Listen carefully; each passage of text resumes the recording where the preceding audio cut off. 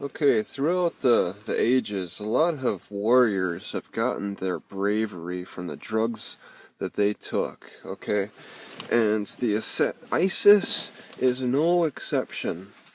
The history of ISIS seems to go back to the 1100s with the sect known as the Assassins. I got it out of this book, and it apparently started in the northern Iraq regions and spread from there. But it was a small sect, but it had major implications, very similar to how ISIS is making world news on a practically daily basis now. We're talking a small group, and it's making a big it's getting major international attention. Okay, and that's what the assassins used to do. The name assassin derived from it says supposedly the hashish that they used to help them carry out their violent uh, acts. Okay, so we're talking about warriors under the influence of drugs, and a particular drug too.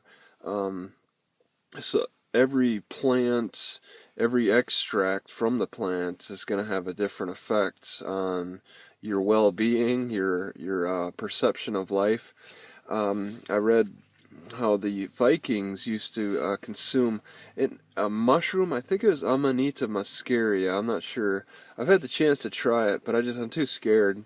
Um, they'd get like under the influence of that, and that would help them carry out their acts of violence, and it's something that's been a big influence. Drugs have been a big influence on warriors throughout the world. I believe steroids was invented by the Nazis. They wanted to make their soldiers more aggressive, so they created the steroids. I don't know exactly if they extracted it or if it was a synthetic. Um, but yeah, we're all under the influence of particular drugs over the course of time. America, it looks like we're mostly not even just the warriors, but we're mostly under the influence of sugar extracts, which is really causing such a terrible obesity epidemic these days.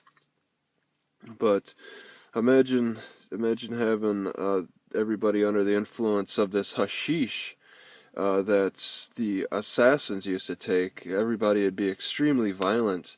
So the government's going to be a little more forgiving of the drugs that don't promote quite as much violence and violent natures and misperceptions of each other. Um, Unlike what ISIS is doing. I mean, we don't completely know ISIS. The assassins were a very secret group, so ISIS is gonna only promote what what they want to and be very secretive about of a lot of things. I mean, even with all our technology, being able to spy on people, they're they're still able to elude uh, the surveillance and be very secretive. And it's interesting. Now, this focuses on architecture in Syria. The assassins gained hold of various structures and just kind of controlled them for a little bit until they got pushed out. And it's been a back and forth between the assassins and the holy, like I think a lot of it came out of France, but like the religious Christian movements throughout the area. It wasn't just, assassins were just a small group, and the assassins had attacked their own Muslim people as well, particular leaders. They mentioned a guy named Sulta who got attacked even by the assassins, even though they shared the same religion. And I mean, we see that with ISIS too. They're attacking their own religion, they're attacking other religions. They're just very violent, and they're very secretive. But just think about it. You know, they may be under influence of hashish like the assassins.